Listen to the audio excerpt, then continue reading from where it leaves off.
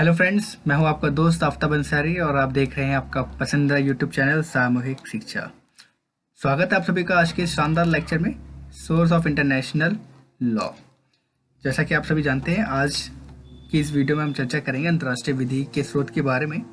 और last video हमने discuss करी थी जिसमें हमने जाना नेचर, स्कोप और डेफिनेशन इंटरनेशनल लॉ की। तो अगर आपने मेरी ये वाली वीडियो देखी है देन गुड, और अगर नहीं देखी तो आप इस वीडियो को जरूर देखिए।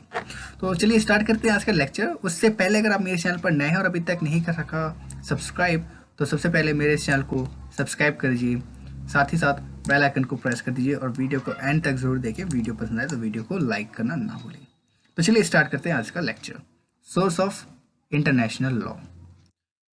दोस्तों, there are 4 source of international law. Firstly custom, second is international convention, third is general principle of law and fourth is judicial discussion and jurist work। दोस्तों, एक और इसका सोर्स है जो कि हमारे सिलेबस में नहीं है, इसलिए मैंने यहाँ पे उसको एक्सप्लेन नहीं करा। अगर आपको इसके बारे में भी पढ़ना हो तो आप मुझे कमेंट कर सकते हैं, मैं उस पर भी एक सेपरेट वीडियो बना दूंगा। दोस्तों, वीडियो ज़्यादा बड़ी ना हो जाए इसलिए हम इस वीडियो को 2 पार्ट में बांटेंगे और आज की इस वीडियो में हम सिर्फ और सिर्फ इन 2 टॉपिक्स को डिस्कस करेंगे, कस्टम्स और इंटरनेशनल कन्वर्सेशन। तो स्टार्ट करते हैं। सबसे पहले जानते हैं कस्टम्स के बारे में। कस्टम क्या होता है? तो custom the main and oldest source method is known as custom, यानी जो कस्टम है ये सबसे पुराना सोर्स माना जाता है, जाना जाता है इंटरनेशनल लॉ में। The rule of customary international law involved a long historical process that become recognized by the entire community. The presence of customary rules can be inferred from the behavior of the state as it is not a written source of law। यानी जो custom है वो मुख्य और सबसे पुराने स्रोत विधि में से एक माना जाता है, जाना जाता है। परंपरागत या फिर प्रथागत अंतर्राष्ट्रीय विधि के नियमों में एक लंबी ऐतिहासिक प्रक्रिया शामिल थी जिसमें पूरे समुदाय द्वारा मान्यता प्राप्त हुई। प्रथागत नियमों की उपस्थिति का अनुमान राज्य के व्यवहार से लगाया जा सकता है क्योंकि यह विधि का लिखित स्रोत नहीं है। इस वजह से इसको क्या कहा जाता है, अगर क्योंकि ये लिखित तो है नहीं, ठीक है, रिटन फॉर्मेट में नहीं है, इसी वजह से हम इसको सिर्फ और सिर्फ जो बिहेवियर है उसके ही बिहाफ पे हम इसको जानते हैं। ठीक है, जो भी यहाँ का रिलीजनल जो बिहेवियर है या फिर जो स्टेट बिहेवियर है, ठीक है, जो भी स्टेट का बिहेवियर रहा उसके बिहाफ पे हम जस्टिफाई करते हैं। ठीक है, तो ये सोर्स बहुत पुराना है क्योंकि पुराने टाइम में क्या होता था, लिखा नहीं जाता था, लोग नहीं जानते थे, लिखना पढ़ना उतना नहीं जानते थे, तो कल्चरल के अकॉर्डिंग हम मानते थे, वहाँ के रीति रिवाज के अकॉर्डिंग चलते थे, एक दूसरे को समझने की कोशिश करते थे। तो आई होप ये आपको समझ में आ गया कस्टम क्या है। चलिए बढ़ते हैं आगे। तो आगे international conversation, treaty and conversation are very important source of international law. These conversation can be multilateral or bilateral. In multilateral conversation, universal or general application of law relating to treaties is formulated. On the other hand, bilateral conversation are those which are especially made by two states to deal with the particular matter related to this state। यानी कि जो अंतर्राष्ट्रीय सम्मेलन है वो संधि और सम्मेलन जो है वो अंतर्राष्ट्रीय विधि के अत्यंत महत्वपूर्ण स्रोत है। यह सम्मेलन द्विपक्षीय भी हो सकते हैं और बहुपक्षीय भी हो सकते हैं।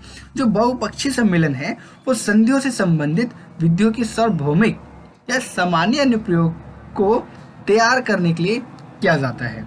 वही दूसरी ओर जो है द्विपक्षीय सम्मेलन, ये वह है जो इन राज्यों से संबंधित किसी विशेष मामले से निपटने के लिए विशेष रूप से 2 राज्यों द्वारा बनाई जाती है।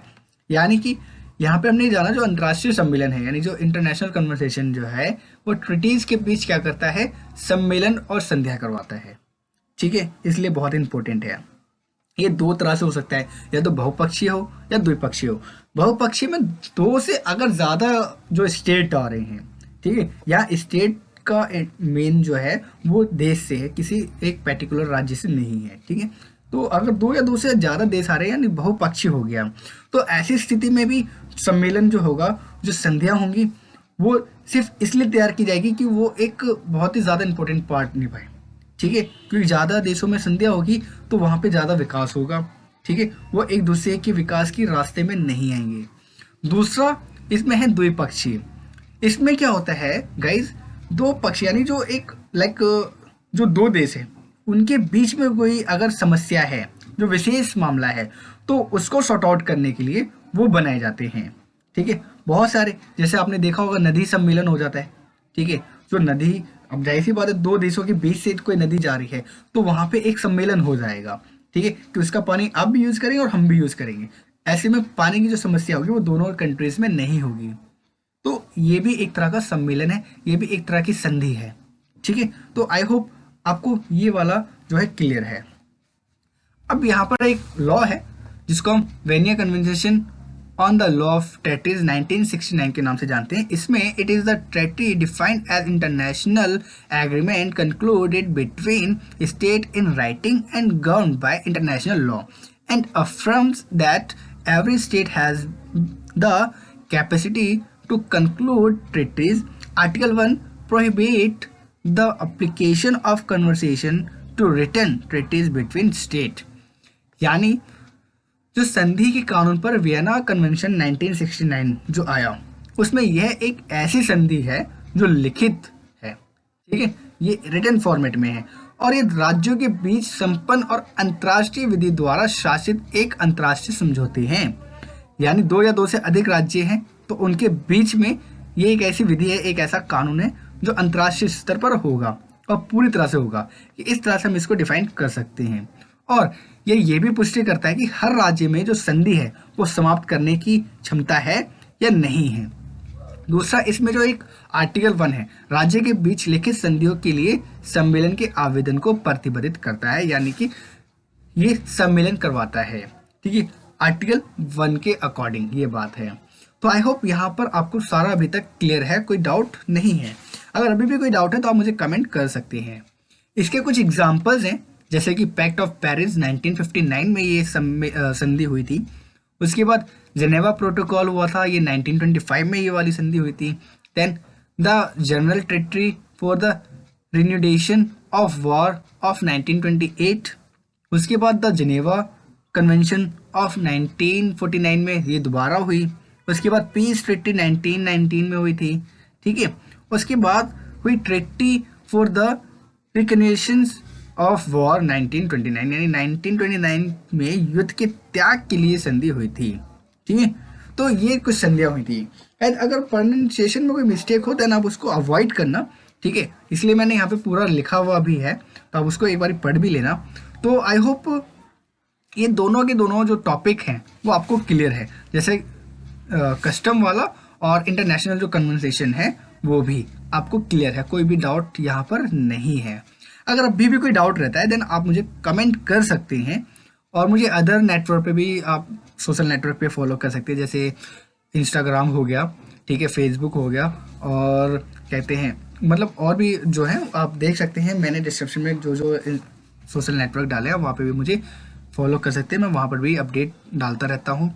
तो आज के लिए बस इतना ही, एक नए लेक्चर में एक नए वीडियो के साथ, तब तक के लिए आप हंसते रहें, मुस्कुराते रहें और पढ़ते रहें सामूहिक शिक्षा के साथ। जय हिंद, जय भारत, धन्यवाद।